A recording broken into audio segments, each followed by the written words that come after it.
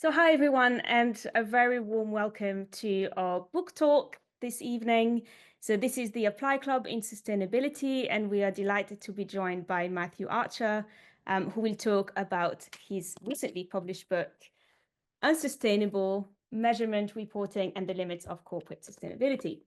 So we're really delighted to be joined by Matthew. I'm just going to run very quickly through the club and some of the events that we've got coming up, as well as the agenda for today, and then we'll hand over to Matthew for his talk.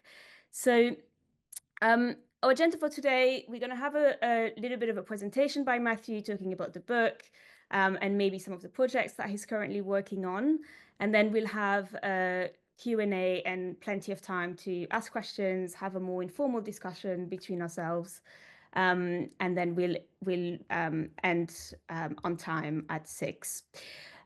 So a little bit about the Apply Club in Sustainability for some of you who might not be too familiar with it. So it launched in July last year, and really it's a space for anthropologists as well as professionals who work in the field of sustainability but have an interest in either ethnography or anthropological methods and theory to come together and share ideas, network, talk about common research projects, talk about challenges that they're facing at work, and expand the field of what anthropologists can contribute to the field of sustainability.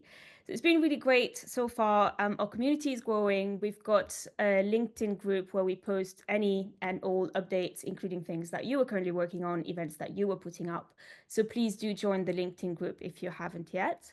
Here is, I'll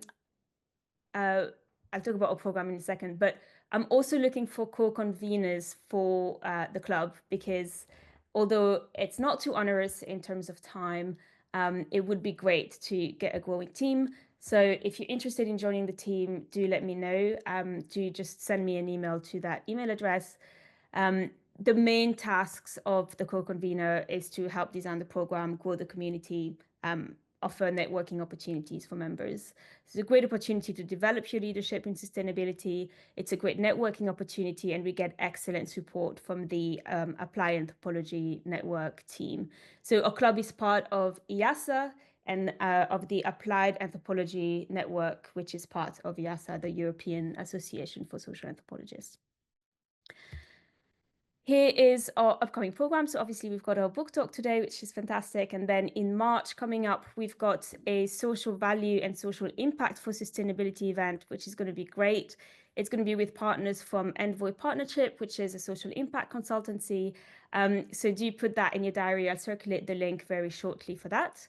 And then we'll have a few more events in April, May, and June on various themes, as well as networking events every 6 weeks. So do make sure you sign up for those. Okay, great. So it's now my pleasure to introduce our speaker, Matthew Archer. Matthew, thank you so much for joining us. Matthew has been doing a series of talks for me in various capacity. So thank you so much for joining again today. He came to King's to give a talk to my students who are business students in business ethics and sustainability. And that was really wonderful. But I really wanted to bring Matthew to this club because this book, Unsustainable, is really, a pioneering book in what anthropology can bring to sustainability reporting. And in many ways, it's interesting that, not more anthropologists have been looking at this topic, right? And even though you did the field work a little while ago, it's so relevant. It's still so timely. So really delighted to have you join us, Matthew. Matthew is assistant professor at Maastricht University in the Department of Society Studies. He's got a PhD in environmental studies from Yale University, and he was trained in environmental economics at LSE. But he considers himself, and we consider him, an interdisciplinary environmental social scientist. We very much consider you an anthropologist if you want to call yourself that. And Matthew, your book is really an ethnography of what happens behind the scenes of sustainability work. So what sustainability professionals do.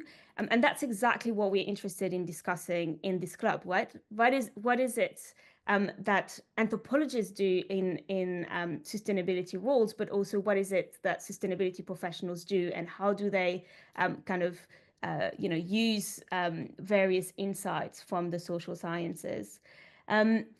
So the book looks at sustainability standards, at ESG in investment practice, and really at the perspectives of sustainability managers and sustainability professionals. And it's a really interesting ethnography and kind of critical ethnography on the limits of what reporting can do in general, right? So the kind of broader literature that you draw on is all of that literature on measurement, on reporting, on the limits of that when you get confronted with the very complex, messy reality of things on the ground, which is what anthropologists are best placed to look at. So very delighted to have you here, Matthew. Please do pop for everyone. Please put your questions in the chat as and when they come to you, and we'll get to them in the Q&A. And we'll kind of have a broader discussion after Matthew's talk. But for now, I'll just hand over to you, Matthew. Thank you so much again. I'll stop sharing so that you can share your slides. Yeah, nice. Thank you. Let's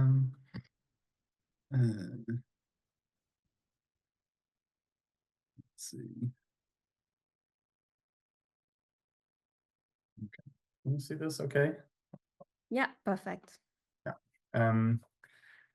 Yeah, so thanks for inviting me. If Pauline ever invites you to give a talk at King's, you should definitely say yes, because they put you in a very chic hotel and pay for nice dinners, and it's very nice. And they ask good questions, and it's nice. Yeah, I'm just gonna move this quickly. So the topic of the talk today is the limits of corporate sustainability reporting. My puppy is eating a bone, so that's the sort of movement in the background there.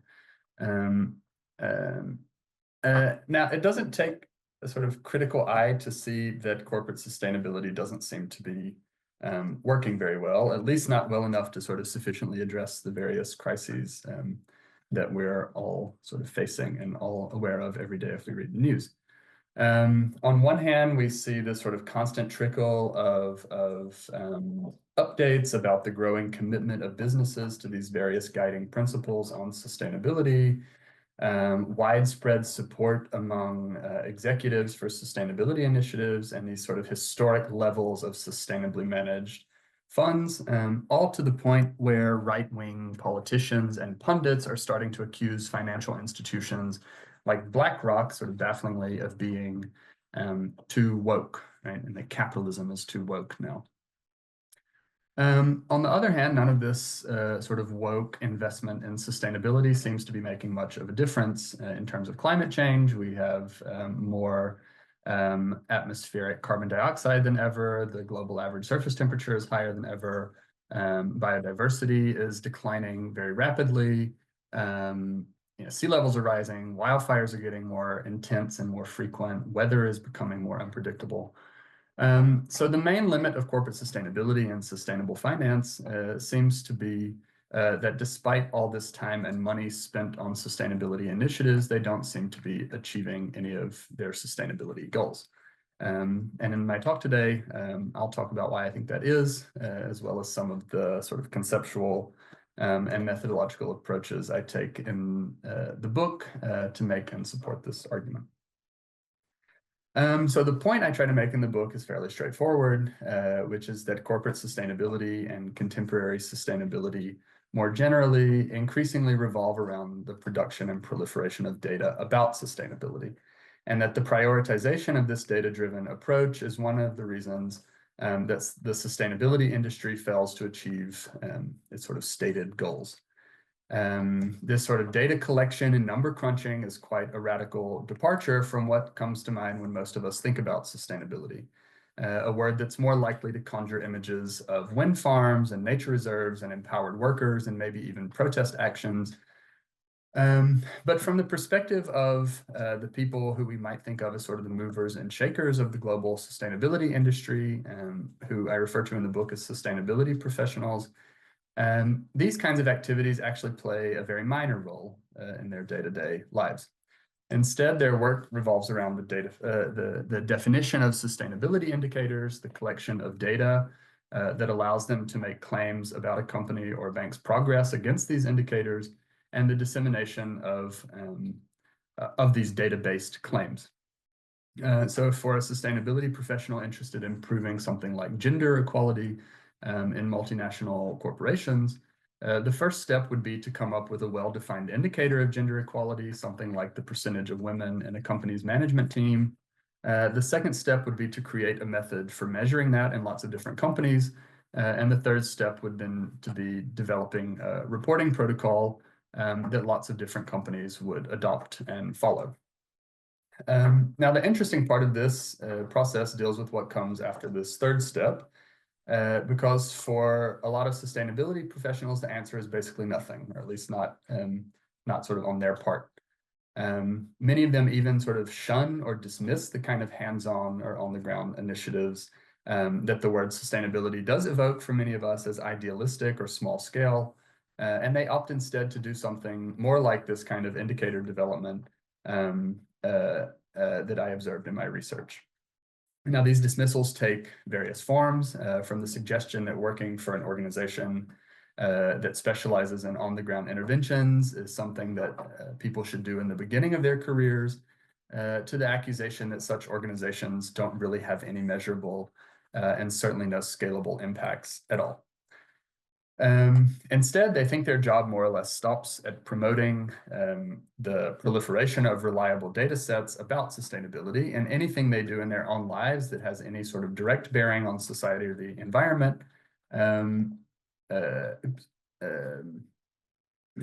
like taking a train or something instead of flying to holiday or eating less meat, that this is all sort of irrelevant to sort of the bigger picture. Now, this obsession with sort of quantitative indicators is driven in large part by this pervasive sense among my informants that the market and only the market can efficiently and optimally distribute costs and benefits across time and space as long as it has sort of sufficient information about those costs and benefits. And one of the ways I summarize this argument in the book is by saying that sustainability professionals seem to have shifted from this mindset informed by the sort of famous saying that you can't manage what you can't measure, to this belief that once you've measured and reported something, that the market will sort of take care of it or manage it for you. Obviously, there are a lot of problems with this belief, I think, but there are two that are particularly important. The first is that it doesn't account for the fact that the market, and so big scare quotes, isn't this sort of natural system that responds objectively to different inputs and outputs, but is instead very much a social system that's made up of lots of people and institutions who are differently positioned within that system. The second big problem is that even if the market were some sort of neutral or natural adjudicator of efficiency and optimality, the data it would have to use to make these decisions are themselves far from neutral or objective or apolitical. Every measurement is a decision, not just about what to measure and how to measure it, but about what doesn't get measured. One of the many seductions of this kind of quantitative data is that it allows us to live in sort of a bit of a simplified fantasy world where all these complex phenomena and relationships can be represented and understood as sort of simple numerical indicators. This points to the book's sort of conceptual scaffolding, I guess, which revolves around this notion of commensuration and its relationship with neoliberal governance. So commensuration, according to this famous essay and definition by Wendy Espelon and Mitchell Stevens, is the expression or measurement of characteristics normally represented by different units according to a common metric. Commensuration transforms qualities into quantities, difference into magnitude. It is a way to reduce and simplify disparate information into numbers that can easily be compared. This transformation allows people to quickly grasp, represent, and compare differences. Now, some of the main case studies that scholars have used to critically analyze commensuration as a social process are things like payments for ecosystem services, carbon credits, but maybe especially and most prominently, university rankings. And while it can, of course, help to boil down something as complicated as research excellence in the UK or student satisfaction, which they're obsessed with here in the Netherlands, to a number that lets you compare performance between universities or even at the same university over some set period of time. These kinds of exercises become a bit dangerous when these numbers take on sort of a veneer of legitimacy or objectivity, which they very easily do, right? Even people who are very critical of something like a university ranking process are quite happy to share the latest league tables if their university ends up at or near the top. This was literally on my LinkedIn sort of 2 hours ago, so I screenshot it. And I think it's through these sort of little mundane instances of acquiescence or acceptance and advertisement that the politics of numbers is obscured and that the numbers themselves become sort of depoliticized. Discussions about the growing importance of these kinds of metrics in the management of higher education have shown that it's sort of inseparable from critiques of the so-called neoliberal university. And I think that this conversation sort of helpfully, sort of usefully attunes us then to this sort of intimate relationship between numbers and neoliberalism, a relationship that turns fundamentally on efforts to sort of render different aspects of our lives commensurable through the datafication of social and environmental impacts or research excellence in this setting. Now, this speaks directly to sort of the question of what sustainability means, which is a question that's guided my research since starting my dissertation project back in 2015, which feels a long way away now. This dissertation work was one of 3 projects that the book draws on. It involved a year of ethnographic fieldwork among sustainability professionals in Geneva, Switzerland, most of whom worked in or adjacent to corporate sustainability and sustainable finance. The second project was part of an interdisciplinary project at Copenhagen Business School that looked at the role of sustainability standards in the governance of the Kenyan tea supply chain. And my part on this project centered on sort of looking at the production and enforcement of these standards and involved interviews and participant observation and site visits with different standards development organizations, tea brands, and tea traders in Europe and the US. And then the third project was a bit of a side project that spiraled almost out of control when I emailed somebody at a bank and asked just for one interview, and they ended up sort of setting up 30 interviews with their entire sustainability team and sort of big selection of portfolio managers, which gave quite nice insight then into sort of how investors and asset managers think about all these companies that are supposedly becoming more sustainable. Across all of these projects, and especially back when I first started this research in Geneva 10 years ago, I thought sort of a good icebreaker is asking people, what does sustainability mean to you, or how do you define sustainability? But I quickly learned that they hate this question. It makes them really nervous. They would say things like, you know, if I can answer this question, I would be really rich, or oh, I don't want my name on something like this or something.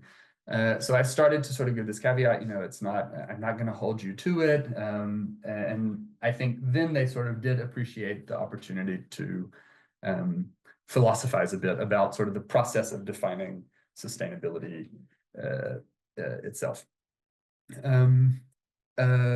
Most of them then would respond to the question by saying something like, is it even possible to define sustainability? Is this something we should want to do? Do we want a definition of sustainability that we would apply to a company like Shell or Walmart, but also to the mom and pop store down the street? But after all of this, what I found quite surprising and interesting is that in most of these interviews, a very similar definition actually emerged. And these definitions, or this definition, typically had 3 parts. So the first was this insistence that sustainability is sort of best understood as the consideration of 3 distinct dimensions: the social, the environmental, and the economic. This is often referred to as the triple bottom line, or the 3 pillars approach, or a bit pejoratively as the 3 Ps of people, planet, and profit, and is often represented as it is here. sort of three columns holding up the pediment of sustainability, or as a Venn diagram with sustainability in the middle. The second part of their definition was this insistence that sustainability should be thought of as a journey rather than a destination, that sustainability was something that could always be improved on rather than achieved. And they didn't see sustainability as this quality that a company just possessed or didn't possess, but as a continuum on which all companies were sort of situated and along which all companies could move either up or down, but can never sort of really reach the end.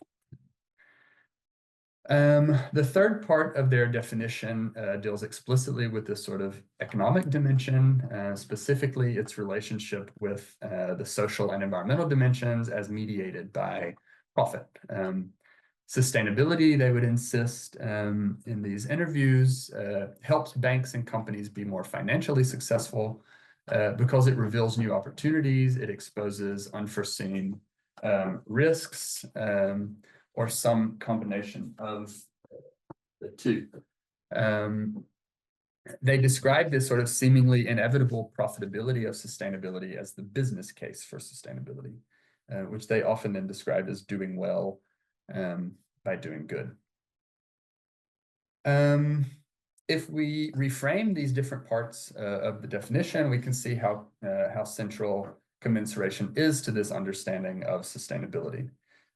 Specifically, we can think of the triple bottom line as a sort of very classic case of commensuration, where the impulse to integrate social, environmental, and economic factors into these various decision-making processes often, if not typically, manifests as an effort to create some kind of quantitative index of social or environmental impacts, or to reframe these dimensions as social and natural capital. Indeed, this is exactly what a team of analysts I observed in 2015 and 2016 were trying to do with social capital, to establish this sort of methodological standard for companies to measure and report their social capital alongside various indicators of financial capital and natural capital. Even though the project never really ended up getting off the ground, not least because social capital is simply just a very hard thing to define and measure. I think it really reinforced this idea that we should be doing this kind of exercise in the first place. These kinds of measurements are more accurately an imaginary in which these kinds of measurements might eventually be able to be produced and widely disseminated, is then really fundamental to the second part of this definition, which we can think of as sort of a relationship of comparison, both across different entities and within the same entity over time. Sustainability awards and sustainability indexes, like those provided by research firms like the MSCI and RobecoSAM, were some of the most visible manifestations of this kind of comparison. These indexes then are important in establishing the sort of various causal links between sustainability performance and financial performance, which then is the third part of this definition of sustainability. I think the phrase doing well by doing good implies this sort of causal direction where doing good leads to doing well, where doing good is sort of the generation of these positive social and environmental impacts, and where doing well is doing well financially or being competitive in terms of profitability. So these three aspects or layers, the commensurative, the comparative, and the causative or the causal, each sort of turn on commensuration. For commensuration, this is obvious, as any attempt to sort of transform these sort of innumerable subdimensions of each of these already three very broad subdimensions of sustainability into some kind of quantitative and measurable and reportable indicator is sort of a case study in commensuration. For the comparative aspect, I think it's also sort of easy enough to see if you think about sort of the extent to which commensuration facilitates comparison, then the kinds of comparisons my informants make about companies on their various sort of sustainability journeys then presupposes this kind of quantification as commensuration. The causal aspect, I think, is a bit trickier, but it makes sense if you think about, or if we think about this sort of a causal relationship between two things, in this case, financial performance and sustainability performance. as the comparison of comparisons, or how sort of differences in financial performance relate to differences in sustainability performance. So we've established then that commensuration is pretty fundamental, I hope, to this definition of sustainability, not just in the sort of trivial sense that all comparative and causal grounds involve commensuration, but in a more specific sense that my informants often ground their comparisons of companies in terms of this triple bottom line of sort of social, environmental, and economic impacts, that then helps them establish money, which is sort of this original bottom line, as the sort of ideal common denominator. The business case for sustainability, or this sort of causal aspect, then mobilizes this very specific comparative ground to make causal claims about the relationship between sustainability and profit, which, no matter how debatable that sort of causal direction is among sustainability professionals, nonetheless sort of reinforces this idea that first we should be making these kinds of comparisons and that we should be interested in this kind of causal relationship in the first place. But second, and more broadly, I think that we even live in a world where such a causal relationship makes sense. Now, there's more on this in the book for those of you who are interested, and I'll have sort of a shameless plug at the end with a discount code. But for now, the important thing to note is just how crucial these practices of quantification and datafication and commensuration are to corporate sustainability, which is important when we consider how equally crucial these same practices are for neoliberalism more generally. For the linguistic anthropologist Paul Kockelman, commensuration is the art of governance proper to neoliberalism, where he sees governance as a process whereby the possible actions of formally free individuals are enabled and constrained, and where neoliberalism is a worldview that fosters market-based behavior as the pervasive mode of social conduct. In this context, freedom is the freedom to choose, and coercion is the enabling and constraining of possible choices. And insofar as choice between two or more options depends on comparability, and insofar as comparability depends on commensurability, then there is a deep resonance between neoliberalism and commensuration. So the baby is goopy.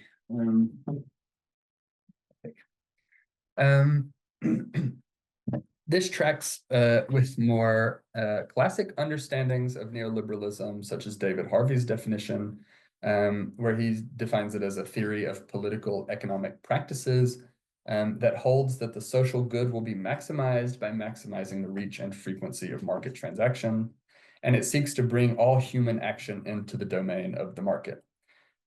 Harvey's definition brings in this causal element explicitly, where it's precisely because of the freedom to choose, a freedom that hinges on this sort of commensuration-enabled comparison, that leads to the maximization of social and environmental good. Now, the key point here, I think, is that commensuration is at the heart of both neoliberalism and sustainability, which helps us then see the resonance between these two things, especially with regard to the outsized role that the market is supposed to play in this sort of socially and environmentally optimal distribution of goods and bads. And so an overarching, or sort of the overarching argument, I guess, in the book is that it is precisely this obsession with quantitative sustainability indicators that reinforces the power of already very powerful economic actors in the context of sustainability or global sustainability governance, a power that they're then able to sort of obscure behind appeals to the market itself as this kind of omniscient or omnipresent force, one that then ends up displacing sort of any kind of human, social, or political or ethical obligations to other actors. And in this worldview of what I refer to as neoliberal sustainability in the book, all we need to do, and indeed all we really can do, in response to all of these sort of huge crises and interconnected crises that are unfolding all around us, is to feed the market with more and more data about those crises. What all this means practically, I think, is that as important as all these indicators are in understanding and responding to sort of the different social and environmental impacts,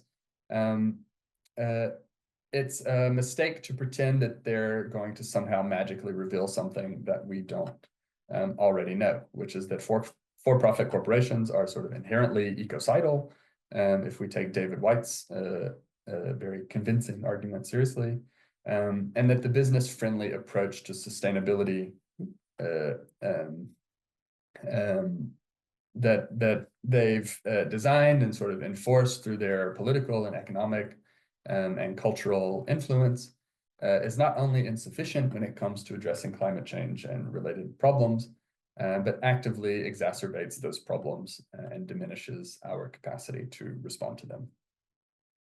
So on that happy note, I would love to take some questions or talk about this more in sort of yeah, if this resonates with people who are working in sustainability, and you can also buy the book if you live in the UK and the EU with a big discount if you order directly from the publisher.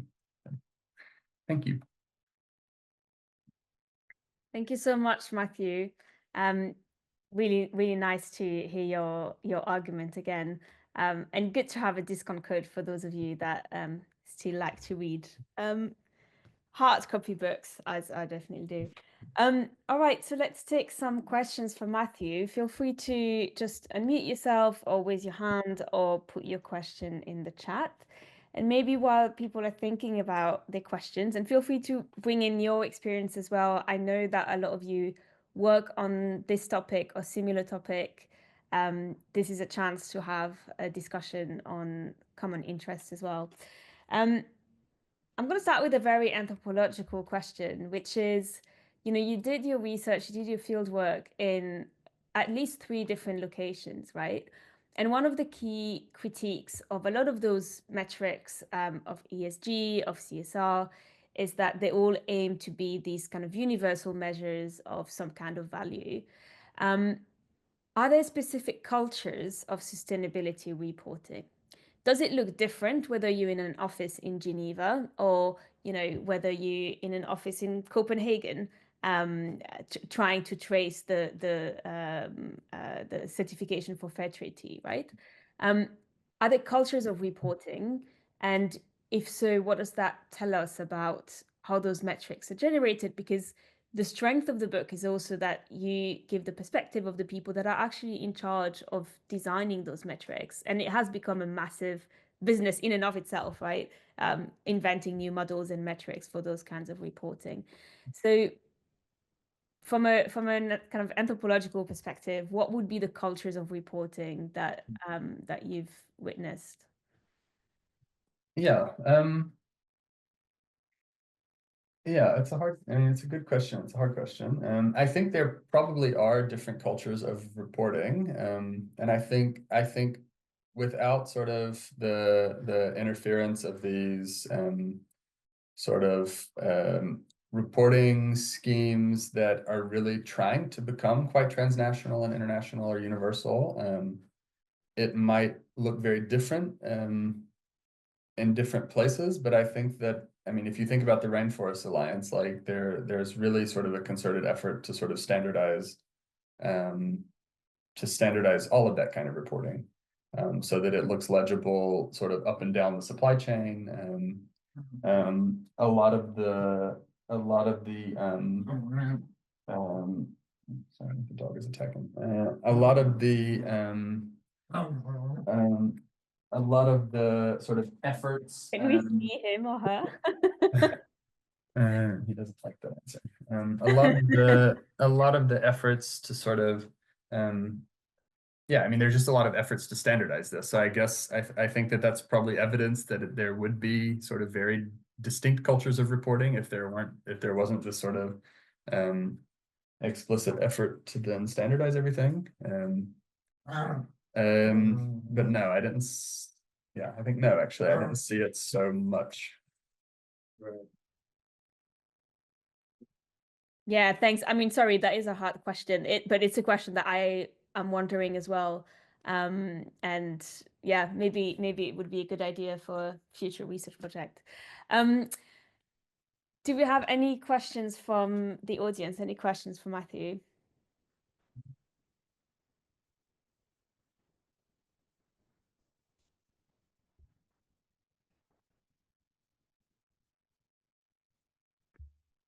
So Dirk writes, not so much a question, but attaching to the perception of reporting. If you want to just unmute yourself, please feel free. Yeah, no problem. So we'll wait for that question. Well,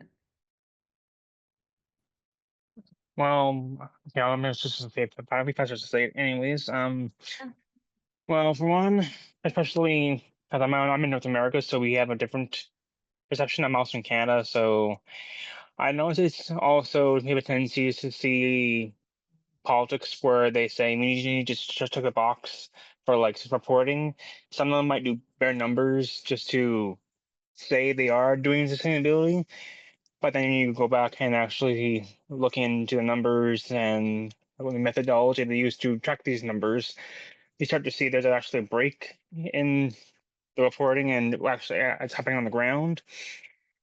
And there are some companies I've heard having been accused for greenwashing their reporting, and I think for example, what has caught I think in off the ground banks doing their oil exploration, and same idea with the reporting. What their tactics, what they're doing is delaying change in the system and trying to. And while we say we were trying to improve sustainability in our exploration, it's difficult to say what we're actually seeing because we have a lot of political issues and political agendas. And since all of our politics is tied into our resources, it's difficult to try and have a generalized, standardized sustainability reporting because trying to universalize the reporting skills doesn't always go into play when you think about the localized experiences in each government, because each government has a different perception of what's needed to be reported, and that's difficult to try and have a global standardized platform. So it's definitely an issue when you think about the long-term economic patterns and trying to change those to a more sustainable practice. So it's definitely a hard place to work with, but it also depends where you are applying these reportings. And that's what I have right now. So Yeah, I think I mean, it's a good insight that different governments will sort of have different approaches to sort of, especially what they expect these reports to contain. I think it's also interesting then how these sustainability professionals talk about that, right? Because they say, oh, well, how can we really be expected to do anything until we have some clarity from governments at multiple levels and then some standardization across these governments. So what you end up seeing a lot, I mean, like that's one thing that's been very consistent for the past 10 years is that all of these sort of reporting conferences you go to and all of these indicator workshops or whatever, one of the sort of key takeaways at the end is always, well, we're just waiting on the government to tell us what to do, basically. So a lot of people were like very happy with this, this CSRD stuff and this CS triple D or quadruple D, I forget how many Ds there are, in the EU around these sort of due diligence reporting directives and the sustainability reporting directives. Because they said, this finally gives us some sort of bedrock or some kind of foundation to write all our reports. And we can actually then compare things, and we have this sort of baseline that's going to be stable.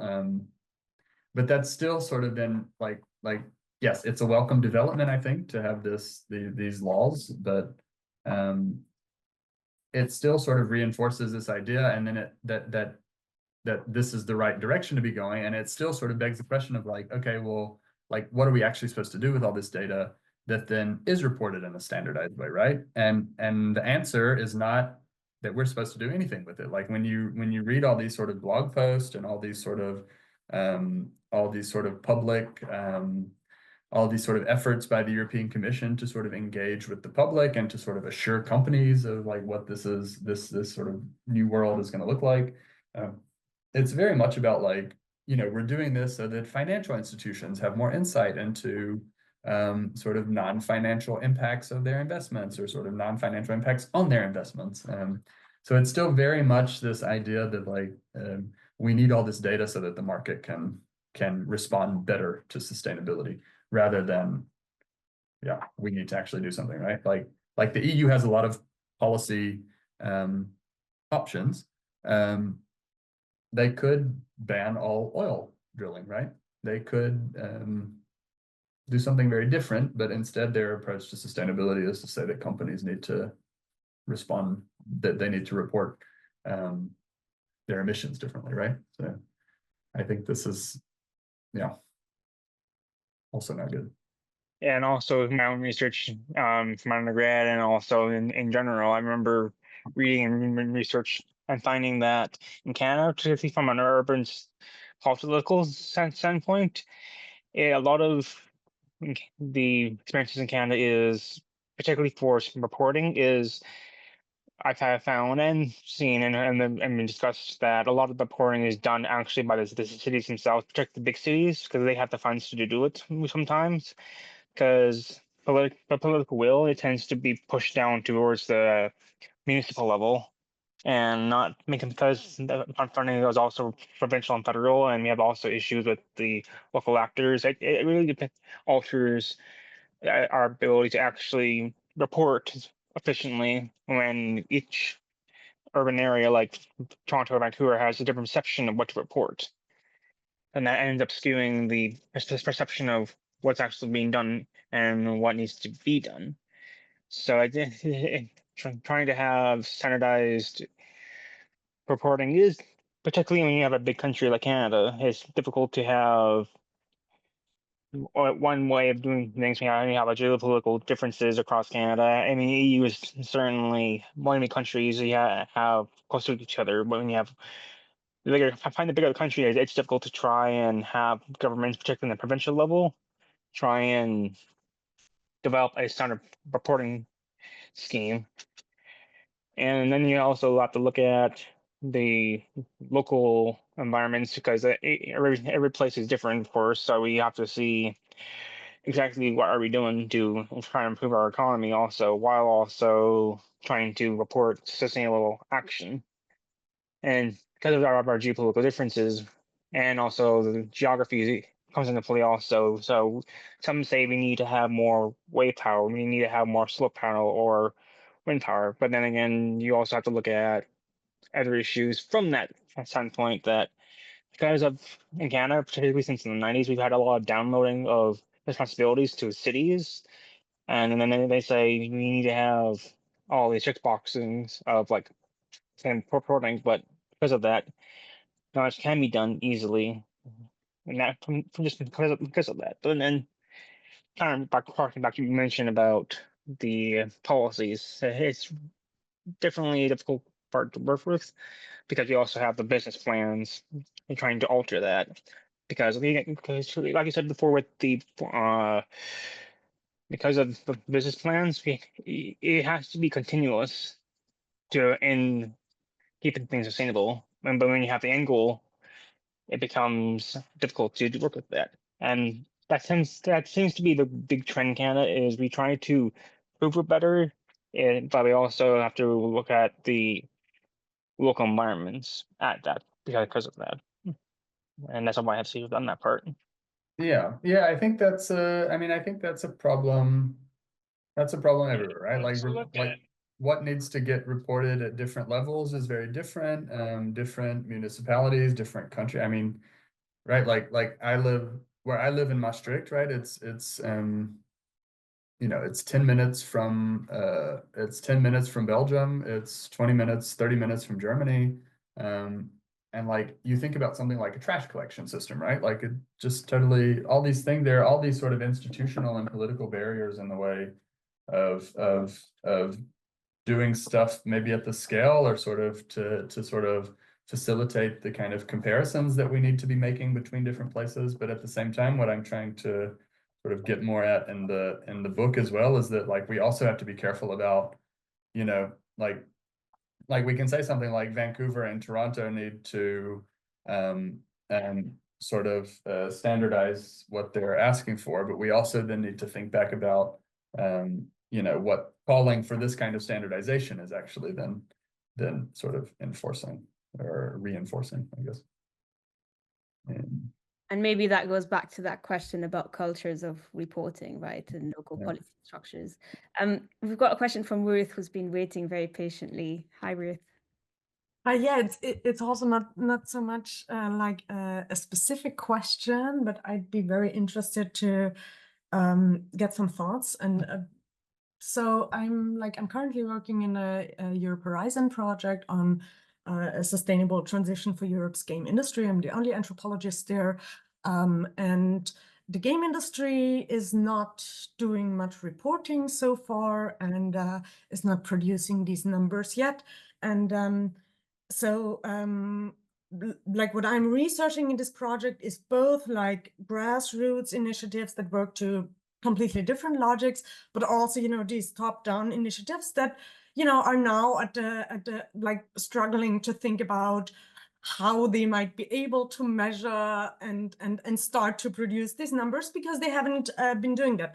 And coming from anthropology, obviously, I'm also quite suspicious that, yeah, for all the, I'm looking also forward to read the book for all the things you pointed out. Also, I mean, you said it's a mistake to think that we reveal something that we don't know, and I think that's also true for the gaming industry. We have a rough idea that it's not good, no? But then again, it seems that, you know, like, so our project, it's also an applied project. So the goal will be to make some suggestions, right, on what to do. And I'm struggling a bit, we're just at the beginning, right, because the, I don't know, every actionability for these top-down initiatives seem to be tied to having these numbers and producing these numbers, and it doesn't seem to be thinkable to think about some kind of action without having these numbers.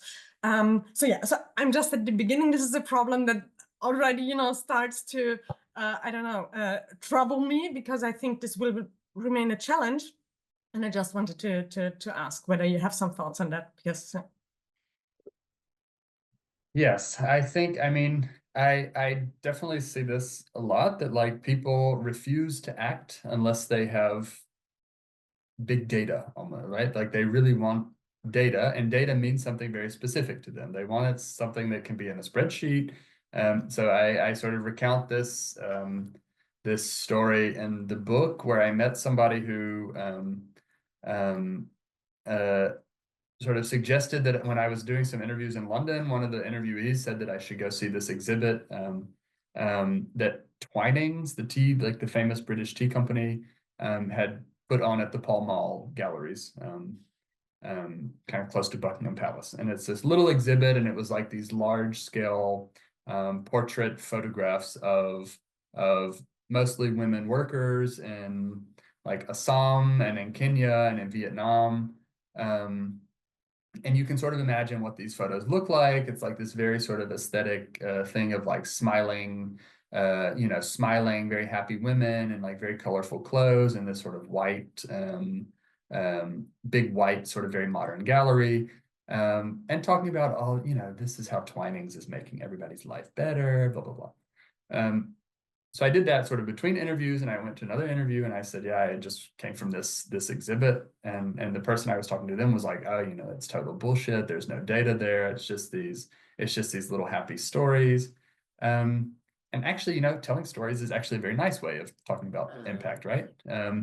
And like, it can, of course, be sort of a form of greenwashing. It could be sort of a form of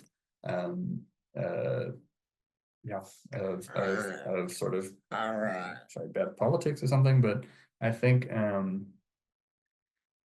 that's sort of a direction that I would push people in, is to think more about like even if you're collecting all this data, like you still need to narrate it somehow as well, right? Like, so I think that thinking about these kinds of more qualitative stories, I guess, that even if it's something like, what's the story that this data or these data are saying or telling us?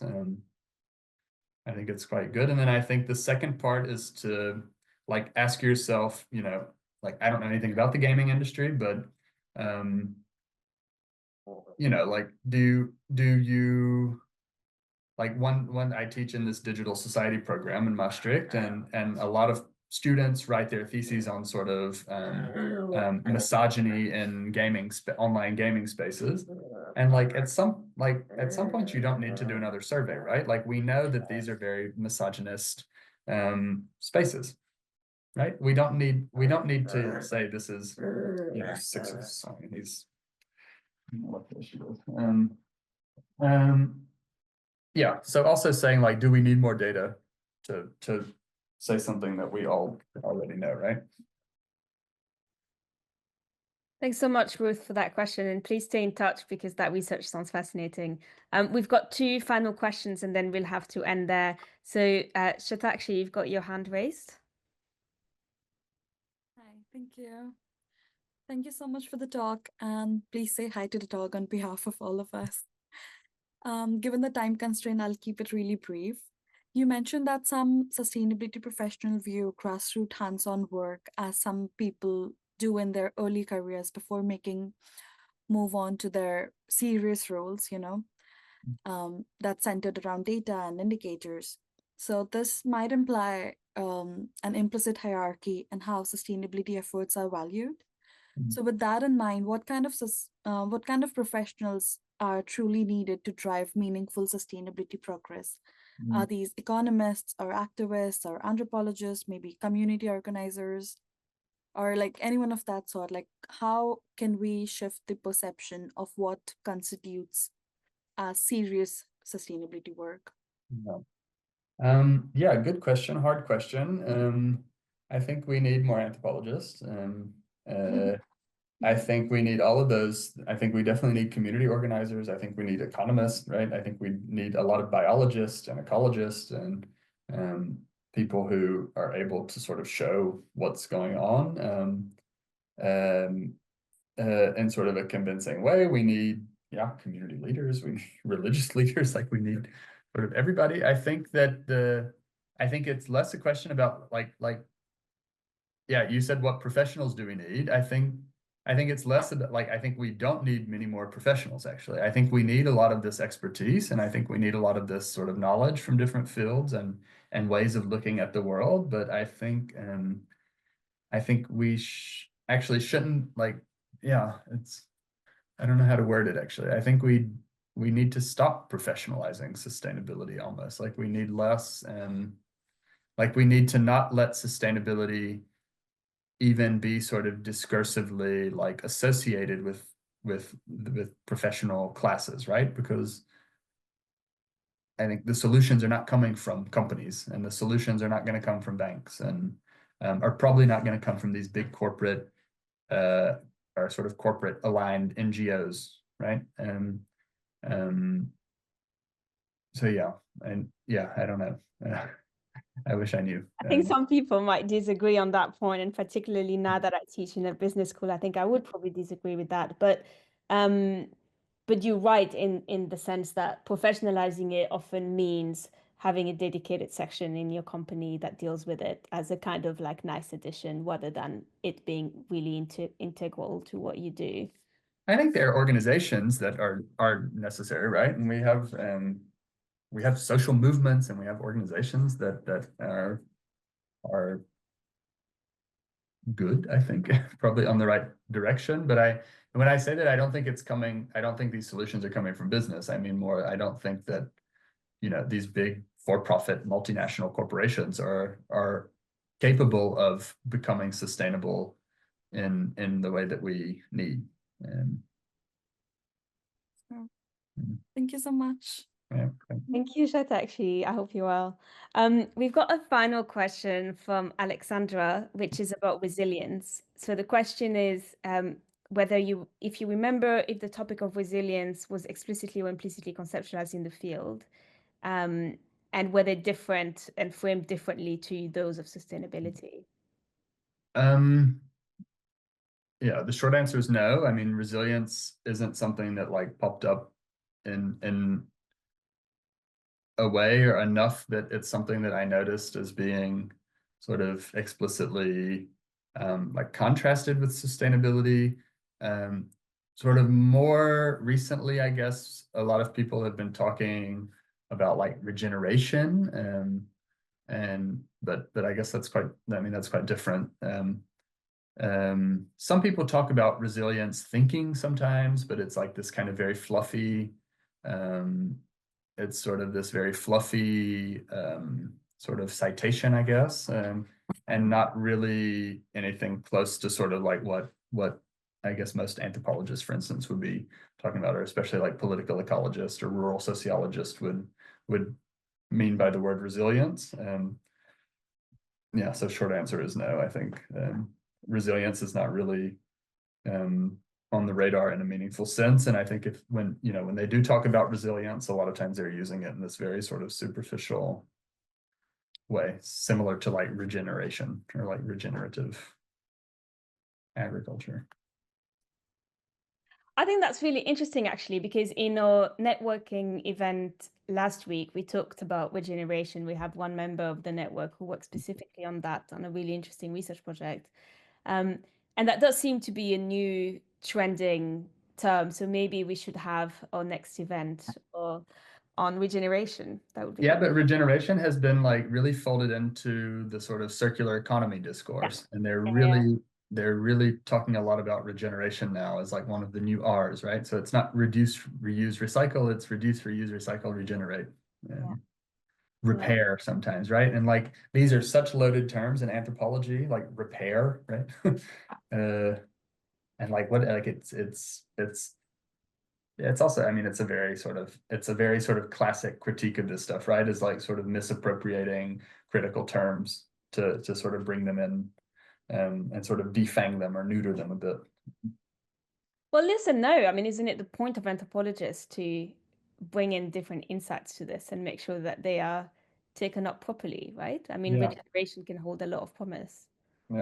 Yeah, I think that's something that we can all be doing, right? Is saying like, that's not what regeneration means, stop using it. Like stop watering down our actually quite powerful concept. Yeah. And on that note, so our next event, which will be on the 12th of March, is on social value. So another very loaded term. And that would be really interesting because it is about the rise of social value, particularly in the context of the UK, where it emerged in the context of public procurement and very much had this public sector focus initially. So it's an interesting comparison to a lot of the ESG metrics, but that would be in March. I think, unfortunately, it's time to close for this event. So thank you so much, Matthew, for joining us. This was a really thanks for having me in. All the very good questions. Thank you so much, everyone, for all of your great questions. And please stay in touch through our LinkedIn group. We'll see you very soon. Thanks a lot. Thank you.